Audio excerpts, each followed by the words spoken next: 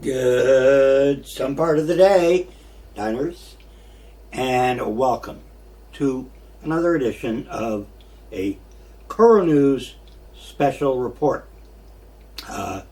As we progress further and further into hell. And more people are dead today than yesterday, and more than the day before that, and there will be still more tomorrow, okay? And hopefully you're not one of them, and I'm not one of them. And this episode is dedicated to trying to fend off the nasty bug as best you can.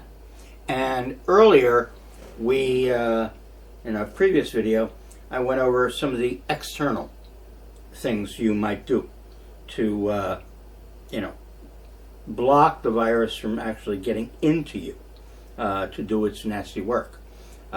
So, the main ones, masking up, gloving up, and so forth, and then the additional stuff that you might do and how you might enhance your mask, disinfecting things, and so forth. All those things are external things, and going to the point of donning a full plastic suit, okay, if you want to go that far. And unless you're working with medical people, in a medical situation, I don't think that you really want to or need to dress up in a plastic suit right now. But it's up to you, okay, how far you want to go. At the very least, though, something, cloth mask, something over your face, it will help. If you happen to have coronavirus, you don't know it, and cough and so forth, it'll help keep your spray from going to somebody else. It may not stop coronavirus from getting into you, but it will cut down on the amount of coronavirus that you eject out into the general atmosphere that people breathe, okay? So it's a good idea. And the rubber gloves, also a good idea, because the virus apparently can persist on surfaces for quite some time, and people can pick it up that way. And then you touch your mouth, your nose, and so forth. And the mask helps keep you from doing that. And don't pick your nose, okay? In time of coronavirus. Time to break that habit, okay? Mom told you. Years ago. But there's another important way that you can help yourself fend off coronavirus, hopefully. And that is your nutrition. And I want to talk today about nutrition because, I'm a foodie. All right, as anybody who watches this show knows. I always start with food. It's my intro. I try to tie it together with collapse, of course. And for today, I want to talk about what do you eat? Okay? How do you eat? Well, the first thing is a good breakfast. Okay? Breakfast starts your day, and you want good stuff in it. And so, at the beginning of the video, you saw a picture of today's breakfast. It's not on the table here. Okay? Because I didn't have room for that and all the fucking vitamins. Which we're going to go over in a few minutes. But it was a simple breakfast. Not a big elaborate deal like I do often here. Big brunch menus with tons of stuff on the table. Just very basic. One egg. Okay, it was an organic egg from here in Alaska. Expensive, but good. Okay. And had it sunny side, which I don't usually do, on a piece of toast. Rye toast, very nice. And it was vegan friendly. I had no breakfast meat with this. All right. And then I had oatmeal, which is very good. It's good calories, good for your digestive system, lots of fiber, roughage, helps your bowels. I'm concerned with that. And fruit, You know, orange, vitamin C, and blueberries, my favorite. And not on the table was sour cream that goes with the blueberries. Okay, that's not so healthy. You know, it's a little fatty. But, you know, fat isn't really unhealthy.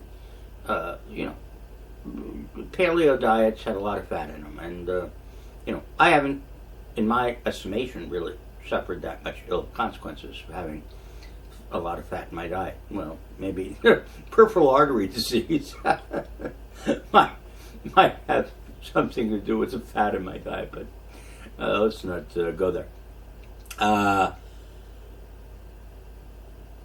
So it was a you know, a good breakfast, and not too much. Okay, I had only one egg, not two. All right, and you know, one piece of toast, not two. And yeah, you know, I did load on the butter on the what do you call it? Oatmeal. I like a lot of butter with my oatmeal. That's the big yellow puddle you see in the middle there, the oatmeal. But you know, everybody has their issues. You know, milk with your oatmeal is also good. Okay, not quite as fatty. And if you use you know, 2% or 1% milk fat, then you know, you're edging towards, you know, heart health. Okay. But overall, it's got good protein, you know, vitamins in the fruit and so forth, carbos, you know, in the bread and the oatmeal. So, you know, you're starting your day off well. And we'll go over, you know, other meals and simple stuff, not, you know, my complex, which I don't think it's that complex, but, you know, fancy meals. So, you know, just the simple stuff, basics, that you can do cheap on the SnapCard budget, right? Not expensive, and so forth. But beyond that, these days, a lot of the things that you eat, they come out of cans, or you get frozen food, so forth. You know, a lot of people depend on that stuff to eat. And the way it's grown, you got GMO, you know, genetically modified organisms, how much vitamins and so forth, important nutritional components, are still remaining in the food that you eat after you buy it at the food superstore. It varies widely depending on what it is you buy and, you know, who you buy it from and so forth. So in these times, vitamin supplements are good even without coronavirus. But in the time of coronavirus, I think you could say they're absolutely essential. And so I have a selection here of some of the vitamins that I take. All right. Now, I don't take every one of these every morning or afternoon or evening. You know, I take the multivitamin every day religiously, but the other ones I kind of like, you know, it's random. I feel like this one today and whatnot, you know. And I put them in a little pile. So by the end of the week, I probably had one or two of everything. And personally, I think that's enough. And you can spend a fucking fortune. And if you take, you know, a dozen pills a day, it's going to run you into some money. All right? And I'm not going to spend that. I just don't think that's necessary. I think that's overkill. But that's my humble opinion. All right? Consult your doctor, nutrition expert. Don't take my word for it. All right? I'm just an internet pundit. All right. So let's look at the vitamins. The array of some of the supplements, vitamins, minerals, etc., that you can take to help bolster your immune system, your internal organs, your ability to recover in case you do get coronavirus, and so forth. The better supplied your body is with these things, the better off you'll be. And trust me, I know, okay?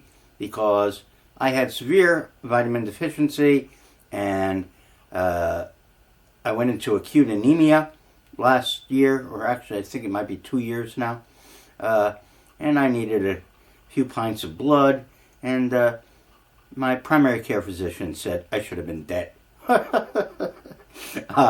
What do you call it? Apparently, over time, I had become accustomed or acclimated to my problems. And so I was able to withstand this business.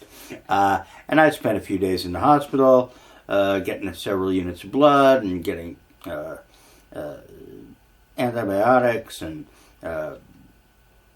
what do you call it? IV nutritional supplements and so forth. It was not pleasant, and it led to other even worse things down the line, because hospitals are not good places to stay healthy. Okay, they can fix you up, but you often catch other things when you're there, which happened to me. So anyway, let's look at some of these, and I'll go around the clock here. As you see at the front, you've got a multivitamin, and in this case, it's a prenatal multivitamin. That's because the folks at the hospital suggested that I take one of these because they're boosted up with a lot of the stuff that I was missing. And so I started taking those instead of just the regular multivitamin, okay? And I don't know what's going to come up. I know there's some minerals up here. There's calcium, zinc, and stuff. All those are very important. Okay, calcium, we all know, is good for your bones. And I'll just look at them as they come around. On the Lazy Susan, I got iron, B12. They'll come to you later. B1, E, garlic stuff. It's got garlic in it. And garlic is the most important thing you can eat. Okay, you can never have too much garlic in a meal or too much garlic in a day. And I'm going to do a whole episode on garlic, okay? But for now, we do have the pills, okay? In case you, are worried about your kissing and so forth, then maybe you want to take a garlic pill instead of eating the garlic. But, it's up to you, okay? Okay, calcium, magnesium, and zinc. I mentioned that. Prenatal vitamins. Fish oil. I'm not exactly sure what fish oil does. And I eat a lot of fish, so I probably get a lot of fish oil anyway. But, fish oil can't hurt. So add some of that. And then there's potassium here. If you have salt in your diet, which has sodium in it, you need potassium to balance that out, because there's a conduit, a sort of a circuit there between potassium and sodium in your system. And too much sodium, not enough potassium, and that leads to problems. Milk thistle. Now this one is good for your bowels, okay? I'm not sure what else it might be good for, but, when I was going through my various bowel problems, which I still have, this was suggested, and it helps some, okay? Chromium perchlorate, okay? That one is supposed to be good for your sexual performance. I'm not sure about that myself. I haven't tried. Vitamin D, D3 exactly. I'm not sure what the difference between D3 and regular D is, but D3 was all that there was on the shelf. All right? And so that's it for the vitamins. And you might ask yourself, where's the fucking vitamin C? Everybody knows vitamin C is important to help you, keep away diseases and stuff. And when you're sick, take vitamin C and, eat fruits and so forth.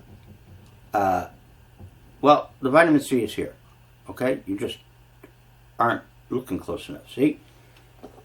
Vitamin C. Corona. No, Corona beer does not have vitamin C in it, okay? Well, maybe it has a little. I don't know. But it's a help. Alcohol. Some of these are not entirely water soluble, so the alcohol maybe helps you digest them. I don't know. I'll find some reason to drink the Corona along with the vitamins. And again, we went over what the meal was before this, so that's an important aspect. The real food. And lay in a supply of vitamins. I had most of this supply. I bought a few new ones, but I had most of this supply before this whole thing hit. And, I've been a little better now these days about taking them, which is one of the reasons I feel better, okay, overall. Still walk like shit, but whatever. And it's not my entire supply, by the way. I've got more bottles of other ones that just couldn't fit on Lazy Susan. It's not big enough. Anyhow, all right. So let's go on now to talking about what we're going to do about nutrition as we move forward into